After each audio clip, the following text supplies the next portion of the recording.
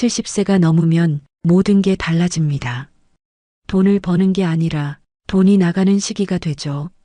그런데 이상하죠. 비슷한 형편이었는데 어떤 사람은 평안하게 살고 어떤 사람은 하루아침에 무너집니다. 무엇이 그 차이를 만들었을까요? 오늘은 70세 이후 사람들의 현실 속에서 그 이유를 하나씩 이야기해 보려 합니다. 첫 번째는 사기였습니다. 70세가 넘으면 돈보다 더 무서운 게 사람의 말입니다. 세상을 오래 살아왔지만 이상하게도 나이가 들수록 말 한마디가 더 깊이 파고듭니다. 그 말이 친절하면 마음이 열리고 그 말이 다급하면 손이 먼저 움직입니다. 요즘 세상은 사람의 마음을 읽는데 너무 능숙합니다. 컴퓨터보다 빠르고 뉴스보다 정확하게 사람의 불안을 찾아냅니다. 그 불안을 파고들어 돈을 빼앗는 게 이 시대의 새로운 범죄입니다. 전화 한 통으로 모든 게 시작됩니다. 고객님, 이상 거래가 감지됐습니다. 지금 바로 조치하지 않으면 계좌가 정지됩니다. 목소리는 부드럽고 단어 하나 틀리지 않을 만큼 정확합니다. 어르신들은 그 목소리에 안도와 공포가 동시에 섞인다고 말합니다. 순간 머릿속은 하얘지고 이걸 지금 바로 해결해야 한다는 생각만 남습니다. 손끝이 떨리는데도 계좌번호를 묻는 상대의 말이 너무 자연스럽습니다. 이제는 실제 은행원조차 그 사기꾼보다 말투가 덜 믿음직스럽다고들 하죠. 사기를 당한 사람들은 대부분 이렇게 말합니다. 탐욕이 아니라 불안이었어요. 돈을 잃을까봐, 신용이 망가질까봐, 가족에게 피해가 갈까봐 그 두려움이 판단을 가려버립니다. 하지만 사기의 무서움은 돈을 잃는데 그치지 않습니다.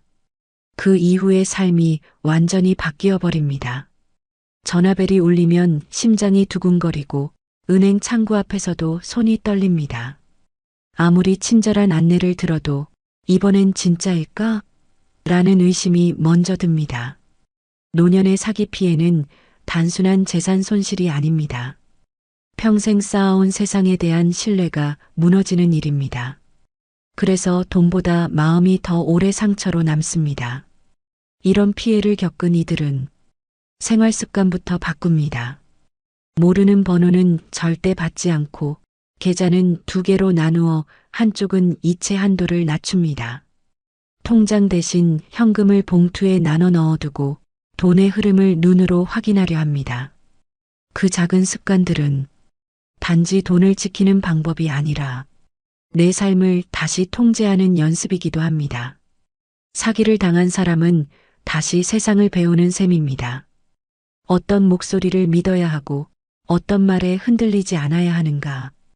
70세 이후의 돈은 단순히 쓰기 위한 게 아닙니다. 그건 나를 지키기 위한 장치이고 마음의 안정장치입니다. 돈은 다시 벌 수 있지만 믿음은 한번 무너지면 회복하기 어렵습니다. 그걸 지키기 위해 요즘 많은 노인들이 말합니다. 은행보다 사람보다 이젠 내 손이 제일 믿음직스럽다. 사기꾼들은 사람의 욕심을 노린다지만 노년의 사기는 다릅니다. 그들은 사람의 외로움을 노립니다. 자식의 전화가 반가운 나이, 낯선 번호 하나에도 따뜻한 목소리를 기대하는 나이. 그 틈에 사기는 들어옵니다.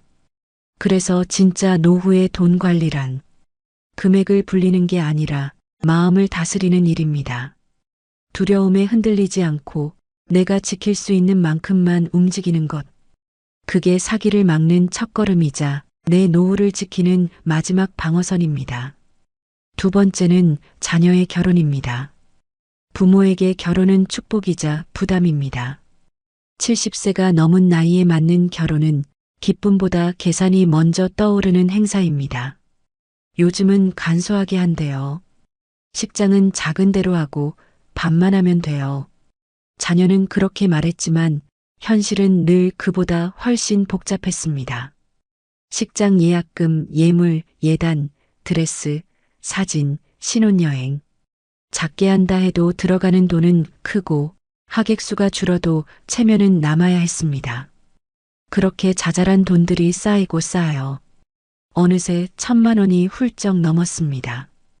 통장 잔액을 보며 계산기를 두드려도 결국 마음이 앞섭니다. 이 돈으로 아들, 딸이 행복하다면 괜찮지. 하지만 결혼식이 끝나면 통장은 텅 비고 안도의 한숨 대신 허전함이 남습니다. 그날 식장 한쪽에서 하객들과 웃으며 인사하는 부모의 얼굴은 환했지만 그 마음속은 조용히 흔들리고 있었습니다. 이 돈 다시 모을 수 있을까? 내 노후는 이제 괜찮을까? 누군가에게는 작은 돈이라지만 노년의 1,000만 원은 평생의 노력입니다. 그건 단순한 지출이 아니라 삶의 버팀목이 흔들리는 일입니다. 결혼은 자녀의 시작이지만 부모에겐 또 다른 책임의 시작이기도 합니다. 식이 끝나면 신혼집 계약, 혼수, 보증금 이야기가 따라옵니다. 급하게는 안 줄게요. 그 말 한마디에 부모는 다시 통장을 들여다봅니다. 결혼식 준비 과정에서 가장 많이 듣는 말은 괜찮아요, 부모님. 입니다. 하지만 그 괜찮아요라는 말은 대부분 자녀의 안심을 위한 말이지 부모의 형편을 묻는 말은 아닙니다. 누구도 그 돈 괜찮으세요? 묻지 않습니다. 결혼은 축하받는 자리이지 걱정이 드러나선 안 되는 자리이기 때문이죠. 결혼식이 끝난 저녁 조용한 집으로 돌아와 식탁 앞에 앉은 부모는 한참을 말이 없습니다. 웃음소리와 음악이 머릿속에 맴돌고 손에는 신혼여행 떠난 자녀의 사진이 남았습니다. 그 사진 속 밝은 미소를 보며 그래, 잘 보냈다 하면서도 어딘가 모르게 가슴이 허전합니다. 누구나 자식을 위해 아끼지 않습니다. 하지만 노후의 돈은 단순한 돈이 아닙니다. 그건 살아갈 시간입니다. 그 시간이 줄어든다는 건 단지 돈이 나간 게 아니라 내 삶의 여유가 사라진다는 뜻입니다. 그래서 어떤 어른은 말합니다. 결혼식은 하루지만 그날 쓴 돈은 남은 생에 영향을 준다. 결혼은 인생의 큰 기쁨이지만 70세 이후의 부모에게는 그만큼 큰 결단이 필요한 일이 되었습니다. 웃음 뒤에 남는 계산서, 그건 세상의 어느 부모도 피해갈 수 없는 현실입니다. 결혼은 자녀에게 시작이지만 부모에게는 또 다른 노후의 분기점입니다. 그날의 환한 미소 뒤에는 통장 한 장의 무게가 숨어 있습니다. 그리고 대부분의 부모는 그걸 아무에게도 말하지 않습니다. 단지 조용히 다시 통장을 덮고 말합니다. 그래도 잘 보냈으니 됐지. 이제 또 버텨야지. 세 번째는 자녀의 이혼이었습니다. 이 나이에 다시 육아를 하게 될 줄 몰랐습니다. 이혼한 아들이 손을 잡고 찾아왔습니다. 옆에는 5살 된 손주가 있었죠. 엄마, 잠깐만 봐줘. 일이 정리되면 다시 데리러 올게. 그 말은 짧았지만 그 짧은 말이 인생을 바꿨습니다. 70세를 넘긴 노인은 시장에서 반찬 배달을 하며 살고 있었습니다. 하루 일당은 3만 원 남짓. 몸은 힘들었지만 자신 손으로 돈을 버는 기쁨이 있었죠. 하지만 손주가 집에 들어온 날부터 그의 하루는 완전히 달라졌습니다. 이제 새벽에 나가던 일은 그만둬야 했고 하루 세끼를 손주 입맛에 맞춰 챙겨야 했습니다. 마트에 가면 가격표보다 손주가 좋아할 과자부터 먼저 눈에 들어왔습니다. 손주의 웃음은 예뻤지만 그 웃음 뒤에는 통장의 숫자가 줄어드는 현실이 있었습니다. 기초연금 30만 원, 그게 한 달에 거의 전부였습니다. 손주가 아프면 병원비, 옷이 작아지면 새 옷가, 하루가 다르게 빠져나가는 돈이 숨쉬듯 당연해졌습니다. 아들은 힘든 듯 말했습니다. 엄마, 나도 미안해. 지금은 도저히 감당이 안 돼. 그 말이 싫지 않았습니다. 그저 안쓰러웠습니다. 하지만 마음 한구석은 조용히 무너졌습니다. 이 나이에 또 아이를 키우는 게 맞을까? 그녀는 새벽에 잠에서 깨 작은 방에 누운 손주를 봅니다. 손이 작고 숨소리가 고릅니다. 그 모습을 보고 있으면 속이 미어지면서도 마음이 따뜻해집니다. 그래도 이 아이 덕분에 내가 버틴다. 그렇게 스스로를 다독입니다. 하지만 몸은 정직합니다. 허리는 자주 쑤시고 무릎은 계단 한 칸마다 비명을 냅니다. 약국에서 파스 한 장 붙이면서 그녀는 속으로 중얼거립니다. 이 아이 초등학교만 가도 좋겠다. 시간이 지나면서 생활은 조금씩 더 팍팍해졌습니다. 전기요금 고지서가 올 때마다 손주가 TV를 오래 봤던 게 떠올랐습니다. 그럴 때면 괜히 미안해졌습니다. 이런 마음을 아이에게 보이면 안 되는데 그래도 손주는 웃습니다. 할머니, 나 내일 유치원에서 발표해. 그 말에 모든 근심이 잠시 멎습니다. 하루의 피로가 그 한마디에 녹아내립니다. 그녀는 웃으며 말합니다. 그래, 우리 멋지게 하자. 그녀는 알고 있습니다. 이 손주가 자라면 언젠가는 떠날 거라는 걸. 그때가 되면 아들도 다시 새 삶을 살겠죠. 하지만 자신은 그만큼의 시간을 잃게 됩니다. 손주의 웃음이 꺼진 밤, 가끔은 자신이 사라진 사람처럼 느껴집니다. 나는 언제부터 다시 내 삶을 살 수 있을까? 그녀는 저녁마다 작은 수첩을 펼칩니다. 마트 영수증, 병원비, 간식값. 매일 적어두지만 끝에 늘 같은 문장이 따라옵니다. 괜찮다. 그래도 오늘도 잘 버텼다. 노후의 빈곤은 돈이 없어서만 오는 게 아닙니다. 예상치 못한 책임이 찾아올 때 몸보다 마음이 먼저 무너지는 겁니다. 그래서 그녀는 말합니다. 돈이 힘든 게 아니라 다시 시작해야 하는 게 힘들어요. 이 나이에 다시 누군가를 키운다는 건 기쁨과 고통이 한 몸인 일입니다. 아이의 웃음은 위로가 되지만 그 웃음을 지키려면 자신의 노후가 조금씩 사라져갑니다. 그녀는 오늘도 손주를 재운 뒤 작은 방 불을 끄고 앉습니다. 밖에서는 바람 소리가 들리고 벽에 걸린 사진 속엔 젊은 시절의 자신이 웃고 있습니다. 그녀는 조용히 그 사진을 바라보며 말합니다. 그래도 이 아이가 있어 다행이야. 그래서 나는 아직도 버틸 수 있어. 70세 이후의 삶은 누구나 다시 무언가를 책임질 수 있는 나이입니다. 문제는 돈이 아니라 그 책임을 감당할 체력과 마음, 그리고 여유입니다. 그 여유가 바로 이 나이에 가장 필요한 현금의 힘입니다. 네 번째는 재난이었습니다. 뉴스에서 늘 보던 일이었는데 그 일이 내 집에서 일어날 줄은 몰랐습니다. 그날도 비가 왔습니다. 하루 종일 쏟아지던 비가 밤이 되자 점점 굵어졌습니다.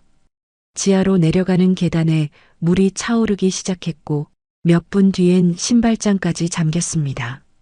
서랍 속에 넣어둔 통장, 도장, 현금 봉투까지 모두 물속으로 사라졌습니다. 70세의 노인은 그날 새벽 겨우 손전등 하나 들고 밖으로 나왔습니다.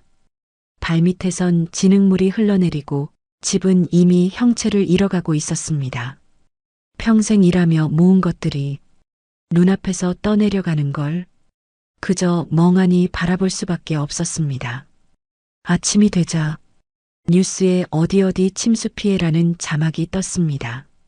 그 이름 속에 자신의 동네가 포함돼 있었습니다.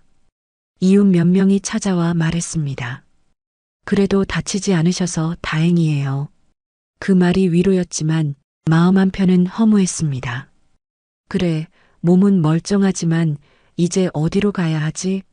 며칠 뒤 주민센터에서 임시 거주시설을 안내받았습니다.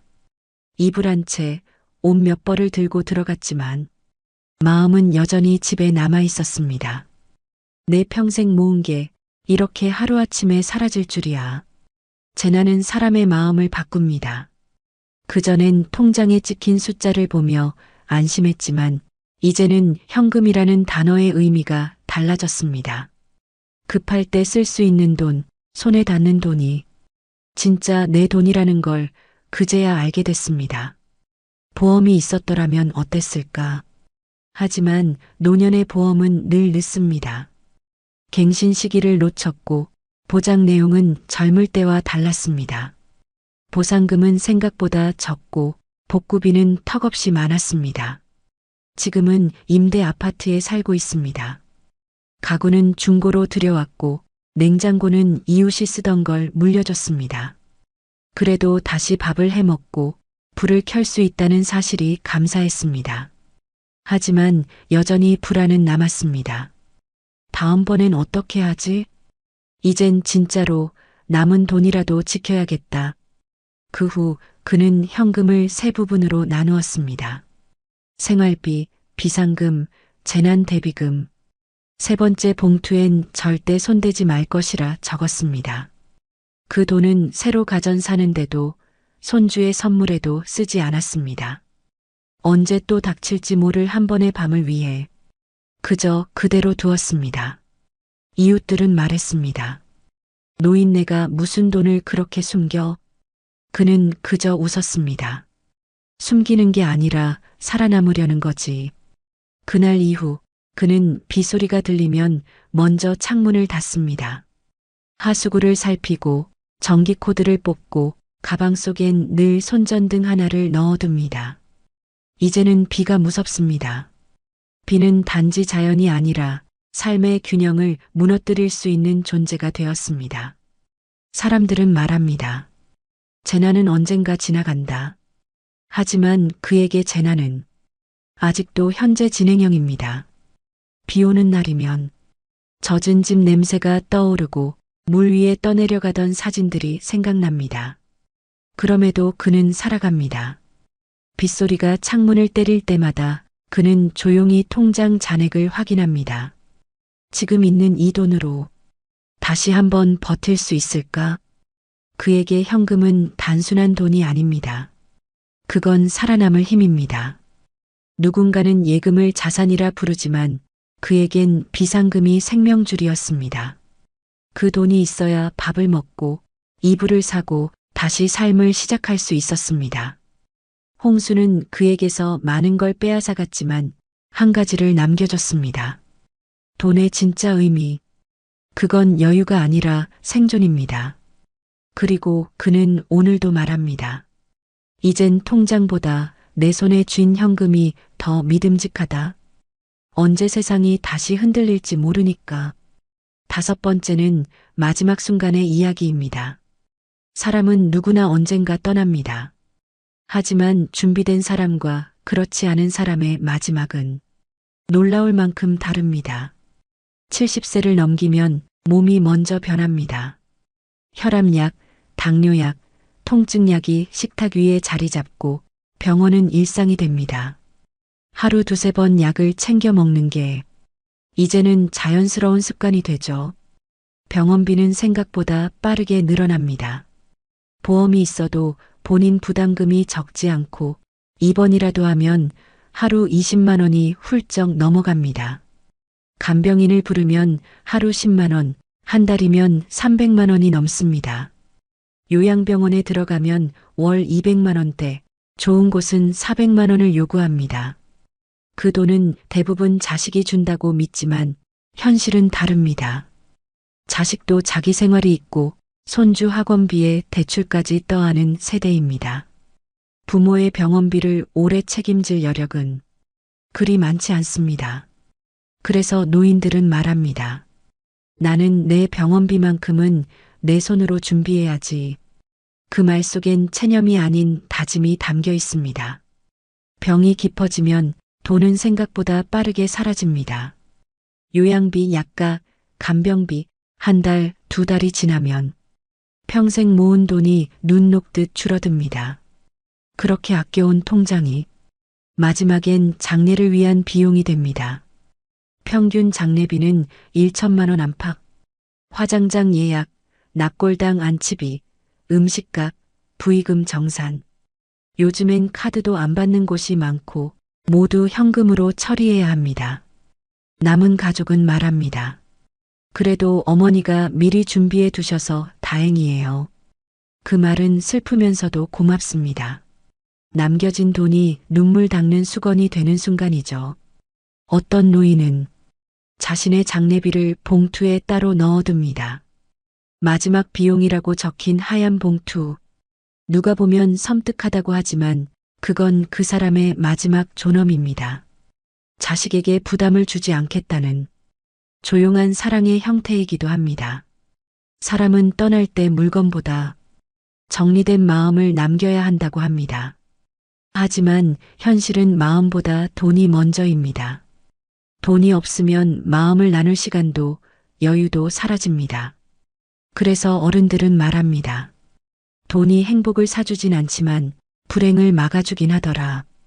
의료비, 간병비, 장례비는 노후의 마지막 세 가지 파도입니다. 누구도 피할 수 없지만 준비한 사람만이 넘어갈 수 있습니다. 어떤 이들은 그 나이에 무슨 준비냐고 말합니다. 하지만 70세는 끝이 아니라 남은 생을 지키는 마지막 구간입니다. 그 구간에서 필요한 건 거창한 재산이 아닙니다. 손에 잡히는 현금, 급할 때 꺼낼 수 있는 돈, 그게 인생의 균형을 지켜줍니다. 돈은 언젠가 사라지지만 준비의 흔적은 남습니다. 그 흔적이 자식에게는 배움이 되고 가족에게는 평온이 됩니다. 노인은 오늘도 조용히 통장을 열어봅니다. 의료비 봉투, 생활비 봉투, 장례비 봉투. 각각의 봉투에는 삶의 단어들이 적혀 있습니다. 살기 위한 돈, 버티기 위한 돈, 그리고 마지막, 떠나기 위한 돈. 그는 봉투를 가지런히 정리하며 중얼거립니다. 이젠 걱정 없다. 이 돈이면 마지막까지 내 힘으로 갈 수 있겠지. 그 말에는 슬픔이 아니라 평온이 담겨 있습니다. 현금은 단순한 돈이 아니라 마지막까지 스스로를 지킬 수 있는 존엄의 도구이기 때문입니다. 그리고 그렇게 또 하루가 지나갑니다. 통장 속 숫자는 그대로지만 마음속 불안은 조금 덜해졌습니다. 그게 바로 노후의 현금이 꼭 필요한 진짜 이유입니다. 6번째는 숫자가 말하는 현실입니다. 통계청 자료에 따르면 부부 기준 최소 생활비는 월 240만 원, 적정 생활비는 약 336만 원 수준이라고 합니다. 이건 그럭저럭 사는 삶과 조금은 여유 있는 삶의 경계선이죠. 하지만 이 숫자는 어딘가 비현실적으로 들립니다. 통계 속의 삶은 늘 일정하고 예상 가능한 지출만을 전제로 합니다. 그러나 실제 노후의 삶은 그보다 훨씬 불규칙하고 더 예민합니다. 월세가 조금만 올라도 병원 한 번 다녀와도 생활비의 균형은 바로 흔들립니다.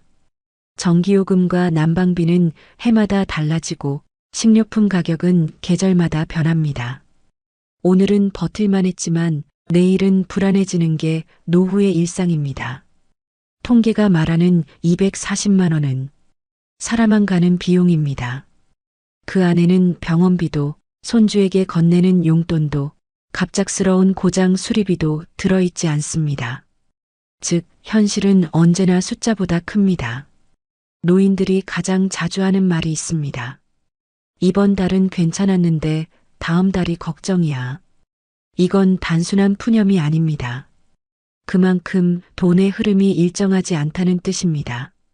한 달은 병원비, 한 달은 수도세, 그 다음 달은 손주 생일, 이렇게 돌발 지출이 반복되면 예산은 금세 무너집니다.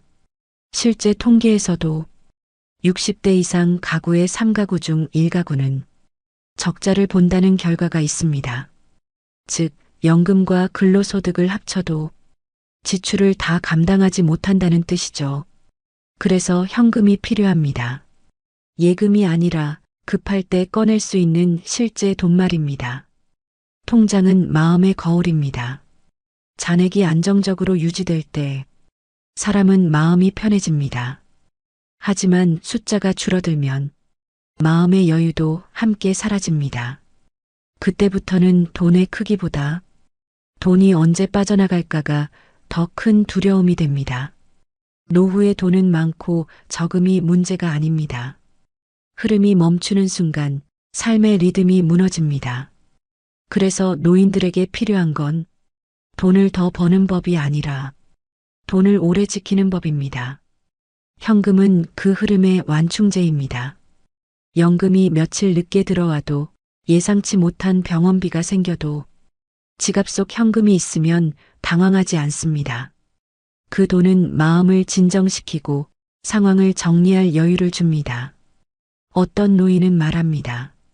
지금 가진 돈으로는 오래 못 버텨도 손에 쥔 현금이 있으면 마음이 덜 떨려. 이 말엔 진실이 있습니다. 노후의 불안은 숫자가 아니라 감정의 문제입니다. 그 감정을 붙잡아주는 게 바로 현금입니다. 통계는 숫자를 말하지만 삶은 그 사이의 빈틈에서 흔들립니다. 그 빈틈을 메워주는 게 바로 손에 잡히는 돈, 현금입니다. 그게 있을 때 사람은 덜 불안하고 하루가 조금 더 평온해집니다.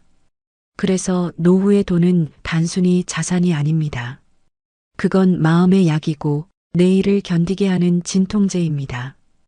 은행의 숫자는 멀지만 내 손에 있는 현금은 가깝습니다. 그리고 노년의 평온은 그 가까운 돈에서 시작됩니다. 7번째는 준비의 기준입니다. 전문가들은 한 목소리로 말합니다. 노후의 비상금은 1,000만 원으로는 부족하다. 병원비, 간병비, 재난, 자녀의 일, 집수리나 예상치 못한 사건까지 감안하면 최소 3,000만 원, 가능하면 5,000만 원 정도의 현금은 따로 남겨둬야 한다고 조언합니다. 이건 여유자금이 아닙니다. 마지막 방어선이자 살아남기 위한 준비금입니다. 그 돈이 있으면 갑작스러운 병원비 앞에서도 당황하지 않습니다.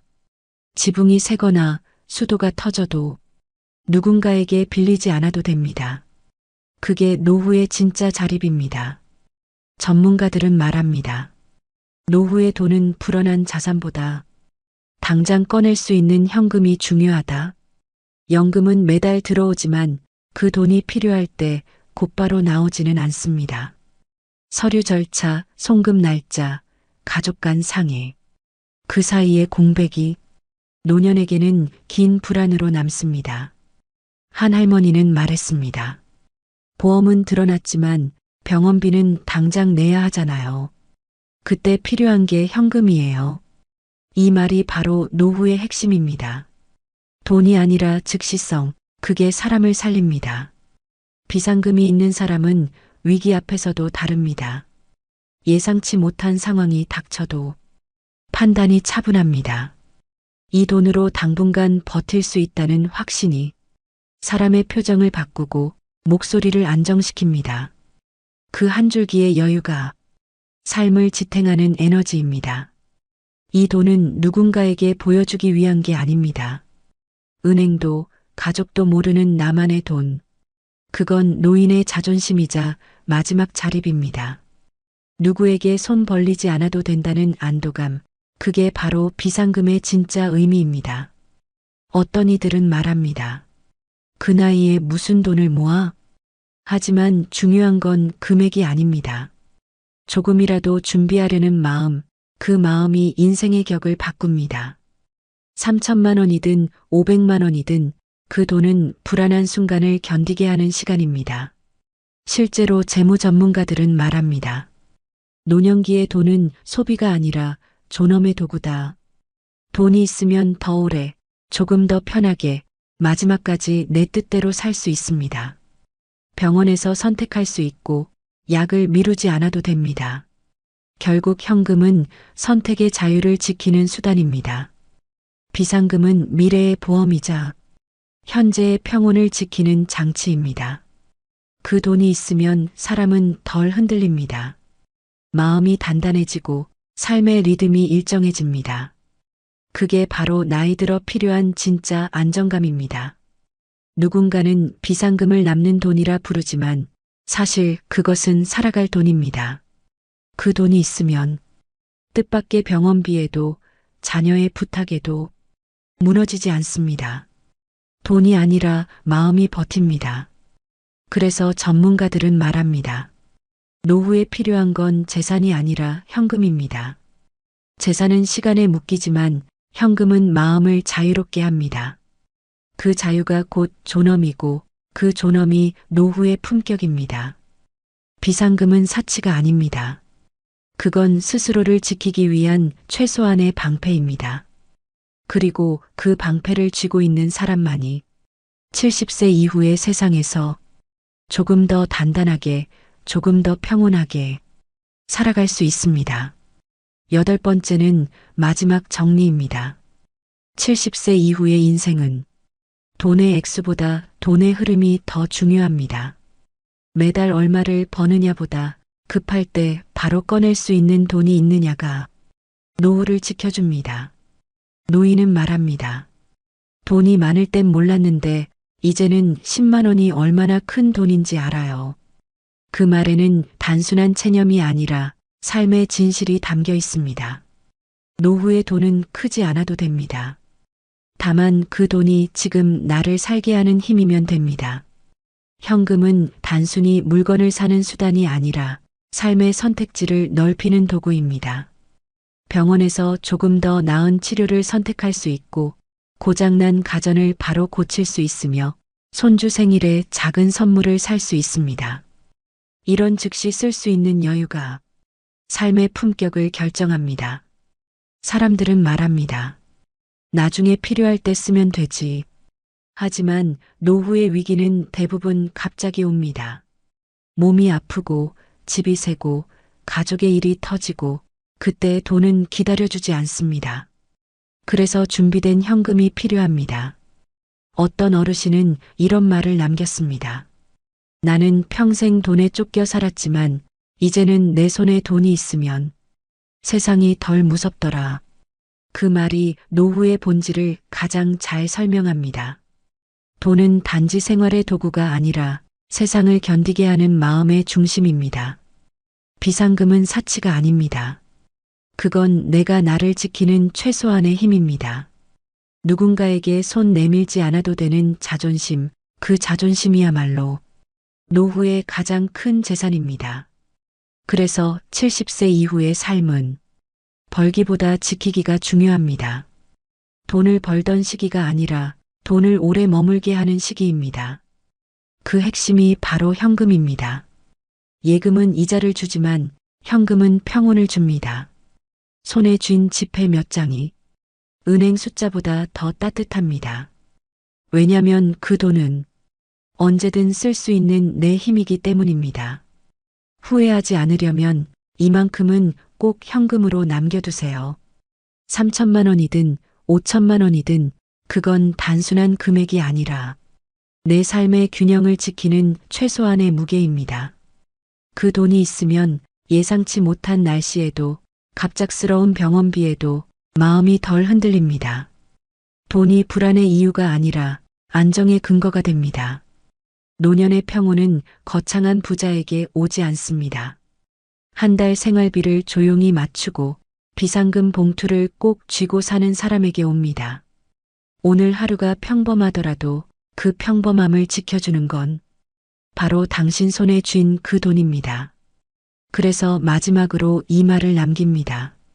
70세 이후의 삶은 돈보다 마음이 중요하다. 하지만 그 마음을 지켜주는 건 결국 현금이다. 요즘엔 아들이 전화를 받지 않습니다. 처음엔 바쁜 줄 알았지만 이젠 어떤 말로 시작해야 할지도 모르겠습니다. 사랑한다고 말했는데 그 사랑이 상처가 되었나 봅니다. 엄마는 다 너 잘 되라고 한 거야. 그 말이 얼마나 무거웠을까. 이제야 알겠습니다. 나는 아들을 미워한 게 아니라 멀어질까봐 그게 두려웠던 거예요. 이 이야기는 제가 40년 만에 깨달은 진짜 사랑의 기록입니다. 젊은 시절, 저는 늘 좋은 엄마가 되고 싶었습니다. 아들이 부족하다는 말은 듣기 싫었고 누구보다 잘 키우고 싶었습니다. 그 마음이 사랑이라고 믿었습니다. 하지만 지금 생각하면 그건 사랑이 아니라 불안이었습니다. 내 아이가 뒤처질까봐, 남들보다 못 살까봐, 그게 두려워서 저는 더 세게, 더 조급하게 몰아붙였던 겁니다. 아들이 국민학교 3학년이던 해 학교에서 미술대회가 있었습니다. 퇴근하고 돌아왔을 때 아이는 웃으며 그림을 보여줬습니다. 파란 하늘 아래 빨간 지붕집, 그리고 엄마와 아빠, 아들이 나란히 서서 손을 잡고 있는 그림이었습니다. 순간 마음 한쪽이 따뜻해졌지만 입에서는 다른 말이 나왔습니다. 이게 뭐니? 색칠도 삐뚤빼뚤하고 다시 그려와. 1등 해야지. 아들은 잠시 저를 바라보더니 말없이 그림을 들고 방으로 들어갔습니다. 그날 밤, 방 안에서 스케치북 넘기는 소리가 들렸습니다. 다음 날 아침, 눈 밑이 시커먼 얼굴로 새 그림을 내밀던 아들의 모습이 아직도 생생합니다. 결국 상은 받지 못했습니다. 저는 실망했고 아이는 고개를 숙였습니다. 지금 생각하면 그 첫 번째 그림이 훨씬 더 행복해 보였습니다. 엄마, 아빠, 아들 셋이 환하게 웃고 있었거든요. 그림 속 웃음만큼 아이의 마음도 그랬을 텐데 그걸 제가 망가뜨렸습니다. 중학교에 들어가자 저희 간섭은 더 심해졌습니다. 그 애랑은 놀지 마. 공부 안 하는 애잖아. 학원 끝나면 바로 집으로 와. PC방 같은 데는 절대 안 돼. 저는 아이의 하루를 계획표로 채워 넣었습니다. 학교, 학원, 숙제, 모든 시간에 엄마의 허락이 필요했습니다. 그 무렵부터 아들은 저와의 대화를 피하기 시작했습니다. 학교에서 무슨 일이 있었는지, 친구들과는 무슨 이야기를 나누는지 더 이상 말해주지 않았습니다. 그때도 저는 몰랐습니다. 아이가 마음의 문을 하나씩 닫아가고 있다는 걸. 저는 그걸 사춘기니까 그렇지라며 넘겼습니다. 고등학생이 되자 우리의 갈등은 거의 전쟁 같았습니다. 매일 아침 6시에 깨우고 아침밥을 먹이면서 성적 이야기를 꺼냈습니다.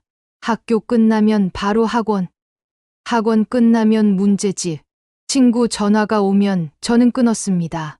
공부할 시간도 없는데 무슨 전화를 받아?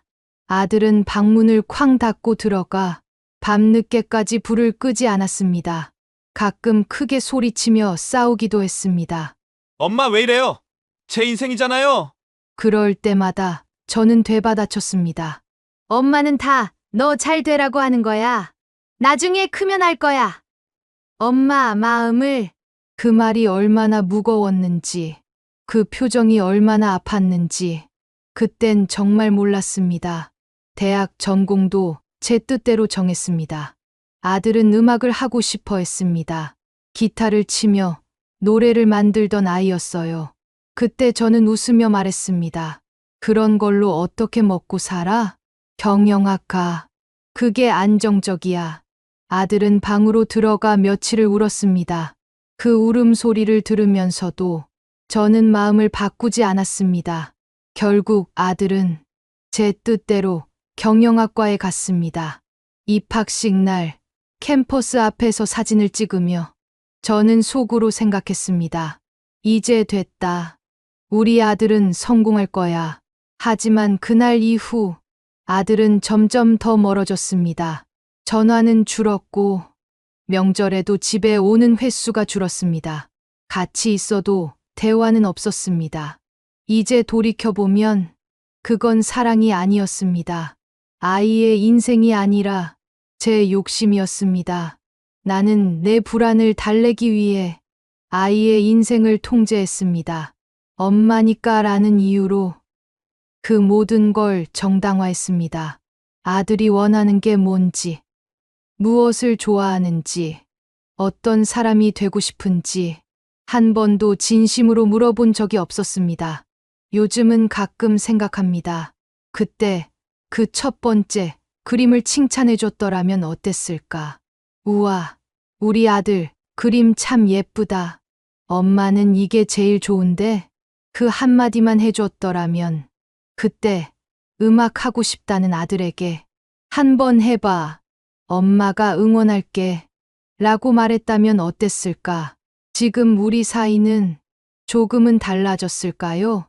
엄마는 다 너 잘 되라고 하는 거야. 그 말이 얼마나 무거웠을까? 뒤늦게 그 표정이 떠오릅니다. 방문을 닫던 아이의 뒷모습이, 말없이 고개를 숙이던 모습이 이제야 또렷하게 보입니다. 너무 늦게 깨달았습니다. 사랑한다고 말했지만 그건 사랑이 아니었습니다. 통제였습니다. 그 시절 저는 엄마가 중심인 집이 당연하다고 생각했습니다. 남편은 일하느라 늘 늦었고 집안의 모든 결정은 제 몫이었습니다. 아들의 옷, 머리, 학원, 친구, 모든 걸 제가 정했습니다. 그게 사랑이었고 엄마의 역할이라 믿었습니다. 남편은 조용한 사람이었습니다. 저녁 식탁에 앉아도 그래, 수고했다 한마디 하고 신문을 펼치곤 했죠. 저는 그런 남편이 답답했습니다. 당신은 왜 아이한테 관심이 없어? 숙제는 봐줘야지. 성적도 확인하고. 남편은 늘 한숨을 쉬며 말했습니다. 당신이 알아서 잘하잖아. 그 말은 결국 모든 부담을 제게 떠넘기는 면허증이 되었습니다. 저는 더 세게, 더 완벽하려 했습니다. 아들이 국민학교 6학년이 되던 해, 집엔 늘 긴장감이 감돌았습니다. 식탁 위엔 성적표, 거실엔 문제집, 아들은 늘 의자에 앉아 연필을 쥐고 있었습니다. 주말에도 놀이터에 나가는 걸 막았습니다. 시험 끝나고 놀아. 지금은 공부해야지. 남들 다 학원 다니는데 너만 빠질 수 없어. 그때마다 아들은 말없이 고개를 끄덕였지만 눈빛이 점점 멀어졌습니다. 중학생이 되자 사춘기보다 먼저 찾아온 건 침묵이었습니다. 식탁에서도 차 안에서도 아들은 말이 거의 없었습니다. 학교 어땠어? 응, 친구는 잘 지내? 몰라요. 짧은 대답, 그리고 이어지는 정적. 저는 그걸 무시했습니다. 말을 안 하면 더 다그쳤죠. 대답 좀 해. 왜 자꾸 피하니? 그때마다 아들은 고개를 숙인 채 말했습니다. 그냥 좀 조용히 있으면 안 돼요? 그 한마디가 아직도 마음에 남아 있습니다. 저는 그 말을 듣고도 요즘 애들은 버릇이 없다고만 생각했습니다. 그게 상처라는 걸 그땐 정말 몰랐습니다. 남편은 가끔 제게 말했습니다. 당신이 너무 몰아붙이는 거 아니야? 애도 숨 좀 쉬게 해야지. 그러면 저는 맞받아쳤습니다. 내가 이렇게 애쓰는데 당신은 아무것도 안 하잖아. 그 대화는 늘 싸움으로 끝났고 결국 남편은 점점 더 말을 줄였습니다. 그 침묵 속에서 아이는 두려움을 배웠습니다. 누군가 화내기 전에 미리 눈치를 보는 법, 자기 의견을 말하기보다 조용히 고개를 숙이는 법, 그걸 가르친 건 학교도 친구도 아니었습니다. 바로 저였습니다. 어느 날 거실 한쪽에서 아들이 라디오를 듣고 있었습니다. 가수 지망생 인터뷰가 나오던 방송이었죠. 아들은 조용히 따라 부르고 있었습니다. 저는 무심코 말했습니다. 그딴 건 그만 들어. 지금은 노래할 때가 아니잖아. 그 말에 아들이 라디오를 껐습니다. 그리고 아무 말도 하지 않았습니다. 그때 느꼈습니다. 방 안 공기가 갑자기 식어버린 것처럼 집안 전체가 조용해졌다는 거요. 그 침묵이 그 아이의 마지막 저항이었는데 저는 그마저도 몰랐습니다. 사랑한다고 말했지만 그건 아이를 위해서가 아니었습니다. 나를 안심시키기 위한 말이었습니다. 엄마가 시키는 대로 하면 돼. 엄마는 너 믿어. 그 말 속엔 내가 아니라 내 방식대로 하라는 뜻이 숨어 있었습니다. 지금 생각하면 나는 아이의 세상을 믿지 않았습니다. 내 기준 밖의 모든 걸 틀렸다고 단정했습니다. 그때 아들이 방 문을 닫던 소리가 아직도 귀에 남아 있습니다. 툭 하고 닫히던 그 소리. 그게 엄마, 그만해요라는 말이었는데 나는 끝까지 듣지 못했습니다. 사랑이 아니라 통제였습니다. 그 사실을 깨닫기까지 참 오래 걸렸습니다. 아들이 대학에 들어간 뒤에도 저는 여전히 아들을 아이로 대했습니다. 등록금은 내가 내니까, 학원비는 내가 보태니까, 아직은 엄마 도움이 필요하다고 생각했습니다. 그런데 그게 문제였습니다. 기숙사에 들어가기 전날 짐을 정리하던 아들이 말했죠. 엄마, 이건 제가 할게요. 하지만 저는 끝까지 손을 놓지 않았습니다. 그래도 엄마가 해줘야 내가 편하지. 그날 저녁, 아들이 몰래 친구들과 저녁을 먹으러 나갔습니다. 저는 괜히 서운했습니다. 그래서 전화를 걸었죠. 너 어디야? 밥은 먹었니? 질문이 끝도 없이 이어졌습니다. 아들은 짧게 대답했습니다. 엄마, 나중에 전화할게요. 그 말 뒤에 전화가 끊겼습니다. 그때 느꼈습니다. 아, 내가 또 너무 간섭했구나. 하지만 그 깨달음은 잠깐뿐이었습니다. 한 달 뒤 중간고사 기간이라며 연락이 없자 저는 또 전화를 걸었습니다. 공부하느라 힘들지?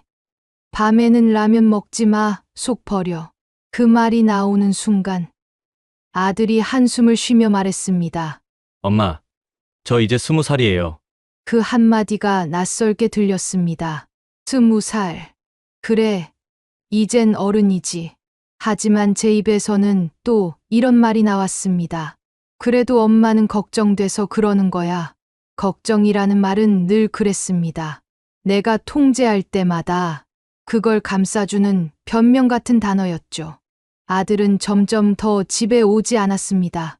명절에도 잠깐 들렀다가 식사 중에도 휴대폰을 보며 조용히 앉아 있었습니다.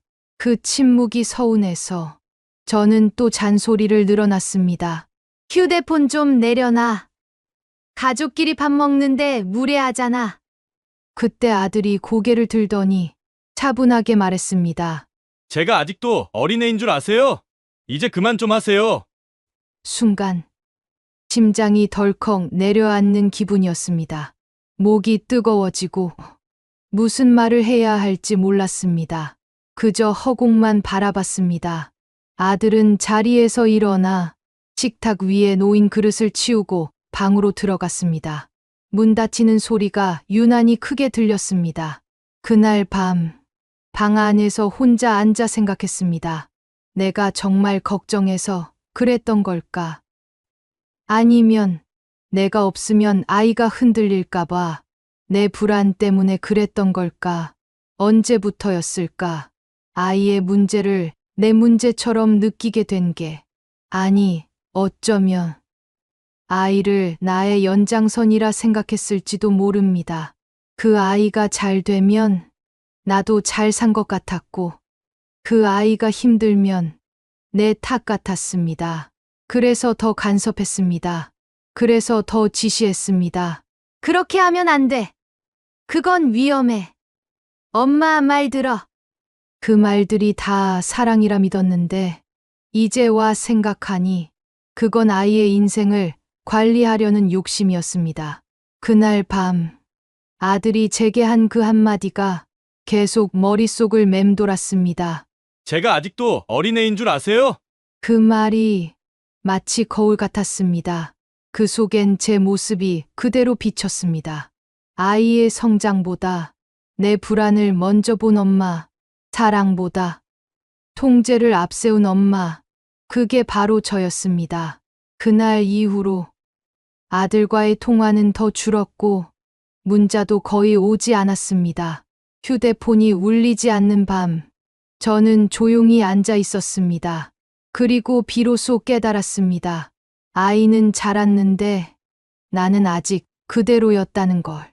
아이는 어른이 되었는데 나는 여전히 엄마라는 이름에 숨어 모든 걸 쥐고 있으려 했다는 걸 그날 이후로 걱정돼서라는 말을 입 밖으로 꺼내지 않게 되었습니다. 이젠 압니다. 그건 사랑이 아니라 내 두려움을 감추기 위한 말이었다는 걸. 아들이 여자친구를 처음 데려왔을 때 저는 예쁘고 단정한 아이라고 생각했습니다. 조용히 웃으며 인사하던 모습이 참 싹싹했죠. 하지만 결혼 이야기가 나왔을 때 제 마음은 복잡했습니다. 아직 너무 어린데 벌써 결혼이라니 기쁨보다 서운함이 앞섰습니다. 상견례 자리에서 며느리 될 아이가 고개를 숙이며 말했습니다. 잘 부탁드립니다, 어머니. 저는 웃었지만 속으론 이렇게 생각했습니다. 이제 저 아이가 우리 아들을 데려가겠구나. 결혼식 날 하얀 드레스를 입은 며느리를 바라보며 저는 박수를 치면서도 눈물이 났습니다. 아들을 떠나보내는 기분이었죠. 식이 끝나고 돌아오는 차 안에서 남편은 말했습니다. 이제 다 컸네. 든든하지? 저는 대답하지 않았습니다. 대답 대신 창밖만 바라봤습니다. 그날 밤 아들의 방문을 열어봤습니다. 책상 위엔 고등학교 때 쓰던 공책, 음악 잡지 한 권, 그리고 기타 한 대가 놓여 있었습니다. 그 방은 아직 제 마음속에서 우리 아들의 공간이었는데 이젠 며느리와 함께 사는 그 집이 그 자리를 대신하게 된 겁니다. 결혼 후 몇 달 동안은 자주 전화를 걸었습니다. 밥은 잘 먹니? 몸은 괜찮아? 며느리 반찬은 좀 하니? 하지만 통화는 점점 짧아졌습니다. 어느 날은 며느리가 전화를 받았습니다. 어머니, 아들이 잠깐 나갔어요. 그래? 언제 들어오니? 금방이요. 제가 전해드릴게요. 그렇게 전화를 끊고 나면 괜히 마음이 허전했습니다. 며느리가 전화를 받은 것조차 나를 밀어내는 일처럼 느껴졌습니다. 명절이 다가오자 저는 며느리에게 전화를 걸었습니다. 추석 때는 우리 집 오는 거지? 그 아이는 조심스럽게 말했습니다. 어머니, 이번엔 친정 먼저 다녀오고요. 그 다음 날 찾아뵐게요. 그 순간 가슴이 쿵 내려앉았습니다. 입으로는 그래, 알았다. 했지만 속에서는 불이 치밀었습니다. 요즘 애들은 예의가 없어. 그때부터 저는 며느리의 모든 것이 마음에 들지 않았습니다. 목소리 톤, 말투, 인사하는 모습까지 모두 불편하게 느껴졌습니다. 아들이 집에 오면 저는 꼭 이런 말을 꺼냈습니다. 그 여자가 너한테는 잘하냐? 집안일은 제대로 하니? 아들은 대답 대신 조용히 밥만 먹었습니다. 그 침묵이 오히려 저를 더 자극했습니다. 엄마가 너 걱정돼서 하는 말이야. 그 말에 아들은 젓가락을 내려놓았습니다. 엄마, 이제 그런 말 좀 하지 마요. 그때도 저는 아들이 변했다고 생각했습니다. 결혼하더니 애가 달라졌네. 며느리가 사이를 틀어놨구나. 그렇게 제 마음을 합리화했습니다. 시간이 흘러 전화는 줄고 명절 인사도 문자로 바뀌었습니다. 어느 해 설날 아들은 단 한 줄의 문자를 보냈습니다. 어머니, 새해 복 많이 받으세요. 그 문장을 몇 번이고 다시 읽었습니다. 복 많이 받으세요. 그 평범한 말이 그렇게 멀게 느껴질 줄은 몰랐습니다. 그해 봄, 친한 이웃 아주머니가 말했습니다. 며느리 임신했다며? 저번에 지나가다가 둘봤어. 손주 생겼다던데 축하해요. 순간 머리가 하얘졌습니다. 나는 아무 소식도 듣지 못했는데 집에 돌아와 휴대폰을 붙잡고 한참을 망설였습니다. 결국 전화를 걸었습니다. 아들, 임신했다며? 왜 말 안 했어? 아들은 잠시 침묵하더니 조용히 말했습니다. 엄마 요즘 연락하면 다 잔소리부터 하잖아요. 그 말에 아무 대답도 못했습니다. 전화기 너머로 들리던 며느리의 웃음소리가 그날따라 그렇게 멀게 느껴졌습니다. 그제야 알았습니다. 나는 며느리를 미워한 게 아니라 내 아들을 잃어버릴까봐 두려웠던 겁니다.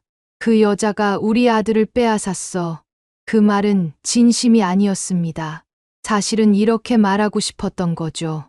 아들아, 엄마는 내가 여전히 그리워. 하지만 그 마음을 사랑으로 표현하지 못해 결국 모든 게 상처가 되었습니다. 지금은 압니다. 며느리를 미워한 게 아니라 내가 놓지 못한 엄마로서의 자리를 미워했던 거란 걸. 사랑은 붙잡는 게 아니라 놓아주는 건데 그걸 깨닫기까지 참 오랜 시간이 걸렸습니다. 손주 돌잔치 소식을 들은 건 아들의 오랜 친구 엄마를 통해서였습니다. 며느리 돌잔치 했다며? 사진 봤는데 손주가 너무 예쁘더라. 그 말을 듣는 순간 귀가 멍해졌습니다. 돌잔치. 언제? 왜 나는 아무 소식도 못 들었을까? 집으로 돌아와 서랍 속에서 휴대폰을 꺼냈습니다. 최근 통화 목록엔 아들 이름이 없었습니다.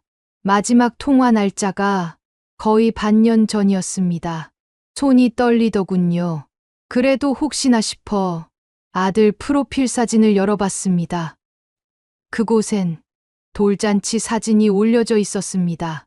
아들 부부, 그리고 그들 곁에 며느리 부모님, 친구들, 풍선 장식 아래 웃고 있는 사람들 속에 저와 남편은 없었습니다. 그 순간 가슴이 쿵 내려앉았습니다. 한참 동안 사진을 확대했다 줄였다 반복했습니다. 손주가 케이크 앞에서 손을 흔들고 있었어요. 그 작은 손이 이상하게도 저를 밀어내는 듯 보였습니다. 식탁 앞에 앉아 아무 말도 하지 못했습니다. 남편이 조심스럽게 물었습니다. 왜 그래? 저는 아무 대답도 못하고 휴대폰만 바라봤습니다. 잠시 후 남편이 한숨을 쉬며 말했습니다. 여보, 아들 탓만 하지 마. 우리도 생각해 봐야 해. 그 한마디가 가슴 깊숙이 꽂혔습니다. 우리도 생각해 봐야 해. 그 말이 그렇게 아프게 들릴 줄은 몰랐습니다. 그날 밤 잠이 오지 않았습니다. 부엌 불만 희미하게 켜놓고 혼자 앉아 있었습니다. 머릿속엔 그동안 했던 말들이 떠올랐습니다. 그 여자가 우리 아들을 빼앗았어. 요즘은 효도라는 게 없어. 엄마는 다 너 잘 되라고 하는 거야. 그 모든 말들이 아들에게는 얼마나 무겁게 들렸을까. 사랑이라는 이름으로 던진 말들이 결국 아이의 마음을 닫게 만든 거였습니다. 그날 새벽 아들에게 문자를 보냈습니다. 손주 돌잔치 사진 잘 봤다. 축하한다. 다음엔 우리도 함께 있으면 좋겠구나. 하지만 답장은 오지 않았습니다. 다음 날 휴대폰을 들여다보다가 문득 생각했습니다. 혹시 나라도 그 입장이었다면 나도 나 같은 엄마를 피했을지도 모르겠다고. 아들이 결혼하고 손주가 태어나고 이제는 또 하나의 가정을 꾸렸는데 나는 여전히 엄마의 자리에만 머물러 있었습니다. 나 없이도 괜찮은 거야? 그 질문에 스스로 답을 못하겠더군요. 식탁 위에 놓인 밥은 차갑게 식어 있었습니다. 남편이 조용히 국을 데워오며 말했습니다. 이제 우리도 놓아줄 때가 된 것 같아. 그 말이 눈물처럼 떨어졌습니다. 그날 이후 저는 집안 곳곳을 정리했습니다. 아들 방에 남아있던 교복, 아이가 어릴 때 쓰던 컵, 그리고 벽에 걸린 가족 사진, 모두 먼지를 털어내며 조용히 닦았습니다. 유리 너머로 보이는 웃는 얼굴들 속에서 그때의 아들이 제게 말하는 듯 했습니다. 엄마, 이제 괜찮아요. 그 말을 들은 듯 가슴이 뭉클해졌습니다. 손주 돌잔치 날, 그 자리에 없었지만 그날을 잊지 못할 것 같습니다. 이제는 압니다. 내가 그 자리에 없었던 건 그들이 날 잊어서가 아니라 내가 먼저 멀어졌기 때문이었습니다. 그리고 그 깨달음이 참 늦게 찾아왔습니다. 사랑한다는 말은 때로 침묵보다 더 무거울 때가 있습니다. 그걸 이제야 배웁니다. 그날 이후 나는 하루 종일 멍하니 앉아 있었습니다. 휴대폰도 켜지 않았고 TV 소리도 듣기 싫었습니다. 부엌 창가로 햇살이 비치는데 그 빛 속에서 먼지가 천천히 떠다녔습니다. 그걸 한참 동안 바라보다가 문득 거울에 비친 내 얼굴을 봤습니다. 피곤하고 굳어있는 얼굴, 늘 지적하던 표정이었습니다. 그런 표정으로 나는 아이를 키웠구나. 그 생각이 들자 가슴이 먹먹했습니다. 내가 아들에게 했던 말들이 하나씩 떠올랐습니다. 엄마 말 좀 들어. 그건 아니야. 이렇게 해야 돼. 엄마가 더 잘 알아. 그 말들이 사랑의 언어가 아니라 지시와 명령이었다는 걸 이제야 깨달았습니다. 그동안 나는 좋은 엄마였다고 믿었습니다. 헌신했고 희생했고 아들을 위해 살았다고 생각했습니다. 하지만 사실은 내 기준대로만 사랑했을 뿐이었습니다. 아이가 원하는 세상은 한 번도 들어본 적이 없었습니다. 나는 늘 말했습니다. 엄마는 널 믿어. 하지만 그건 진짜 믿음이 아니었습니다. 엄마가 정한 길을 따라오면 믿겠다는 말이었죠. 거울 속에 나는 그 사실을 이제야 인정하고 있었습니다. 한참을 바라보다가 눈물이 흘렀습니다. 눈물이 아니라 그동안 쌓였던 모든 후회가 조용히 흘러내리는 기분이었습니다. 그날 저녁 남편이 퇴근해서 들어왔습니다. 저는 조용히 말했습니다. 아들이 날 떠난 이유를 이제야 알겠어. 남편은 아무 말 없이 제 옆에 앉았습니다. 그리고 한참 후에야 말했습니다. 괜찮아. 이제라도 알았으니까. 그 한마디에 눈물이 또 터졌습니다. 이제라도 알았으니까. 그 말이 그렇게 따뜻하게 들릴 줄은 몰랐습니다. 그날 밤 일기를 썼습니다. 나는 오늘 내가 얼마나 많은 말을 쏟아냈는지 깨달았다. 사랑이 아니라 두려움에서 나온 말이었다. 펜 끝이 번지고 종이에 눈물이 떨어졌습니다. 나는 정말로 사랑하고 싶었습니다. 그런데 사랑을 주는 법을 몰랐던 것 같습니다. 아이에게는 미안한 일들이 너무 많았습니다. 돌아가고 싶지만 그땐 몰랐습니다. 아이의 눈에는 나는 늘 화가 난 어른이었을 겁니다. 늘 옳은 척하고 늘 답을 알고 있는 사람처럼 굴던 엄마. 하지만 지금은 압니다.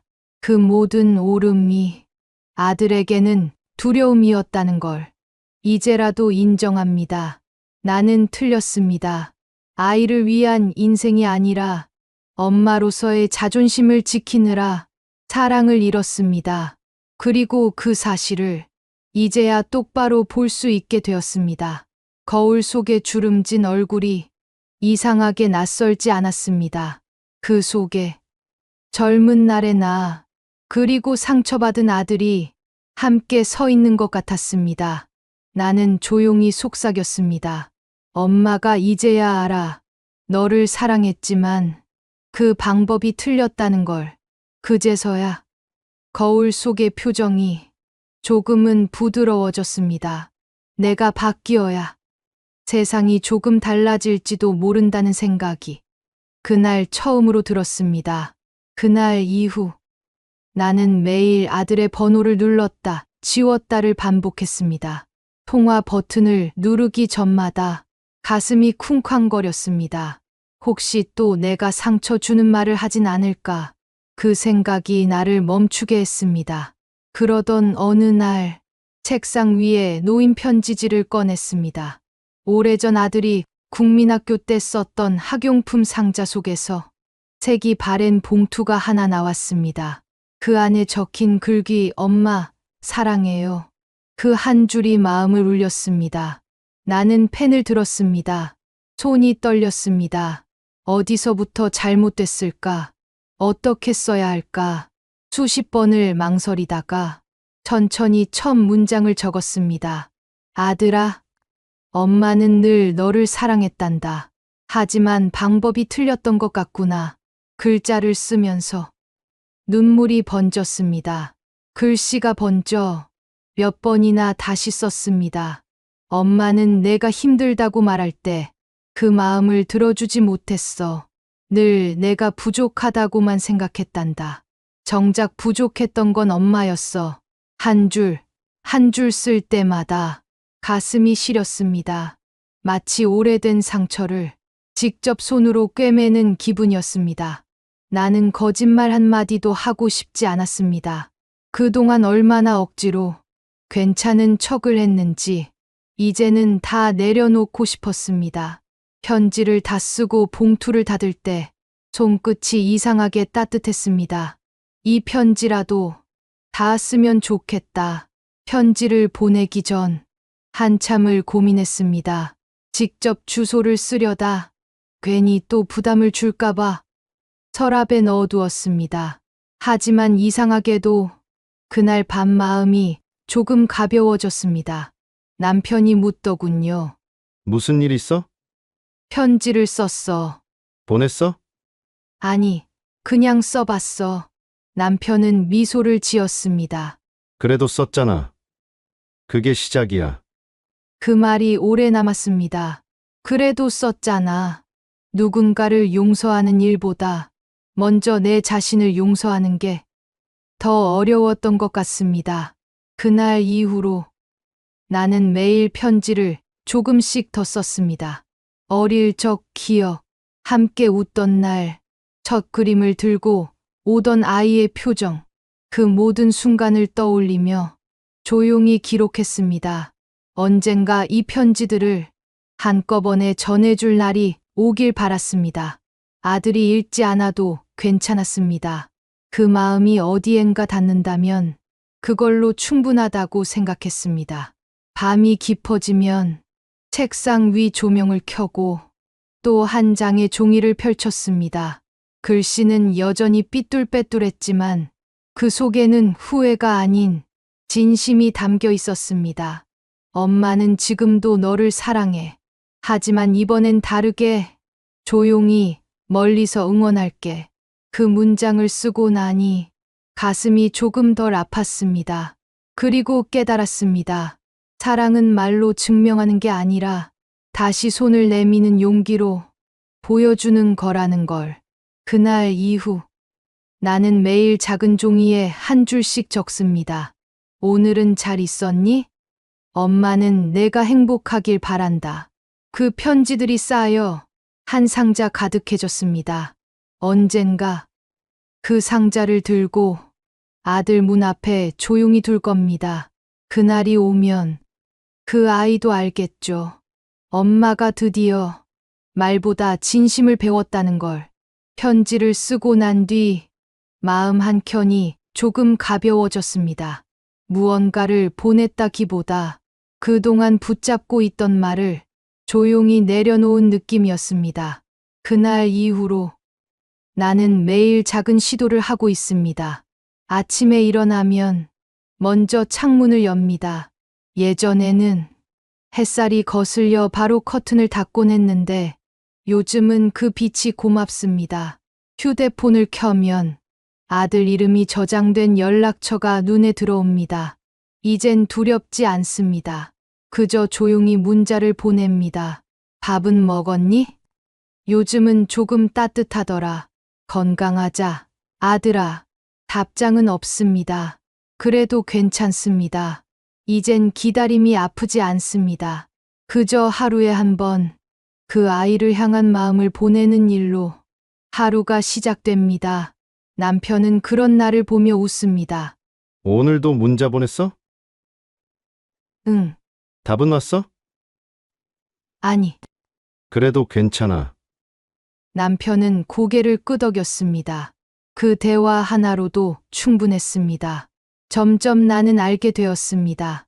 사람의 마음은 크게 바꾸려 하면 더 멀어지고 작게 움직이면 천천히 가까워진다는 걸요. 그날 이후로 나는 집 앞 화단에 꽃을 심기 시작했습니다.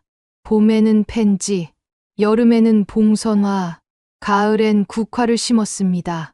꽃을 가꾸는 일은 마치 관계를 돌보는 일과 닮아 있었습니다. 물을 너무 주면 시들고 너무 외면해도 마릅니다. 딱 필요한 만큼만 매일 같은 시간에 조용히 들여다보는 것. 그게 요즘 내 하루의 루틴이 되었습니다. 어느 날 문자함의 숫자 1이 사라졌습니다. 엄마, 잘 지내요. 저도 잘 있어요. 단 한 줄이었지만 그 문장을 읽는데 오래 걸렸습니다. 눈물이 앞을 가렸거든요. 그날 밤 나는 오랜만에 웃었습니다. 소리 내지 않고 그저 조용히 미소 지었습니다. 그리고 마음속으로 말했습니다. 엄마가 변하고 있어. 천천히 기다릴게. 그날 이후 나는 매일 작게 변화를 만들고 있습니다. 아들과의 관계뿐 아니라 세상을 보는 눈도, 사람을 대하는 마음도. 완벽한 엄마는 되지 못했지만 이제야 진짜 사람이 되어가는 것 같습니다. 봄날의 저녁, 부엌 창가로 들어오는 햇살이 따뜻합니다. 꽃잎이 바람에 흔들리며 인사합니다. 그 모습을 바라보며 나는 조용히 미소 짓습니다. 오늘도 문자를 한 줄 보냈습니다. 사랑한다. 아들아, 이젠 답이 없어도 괜찮습니다. 그 한 줄이 내 하루를 충분히 빛나게 하니까요.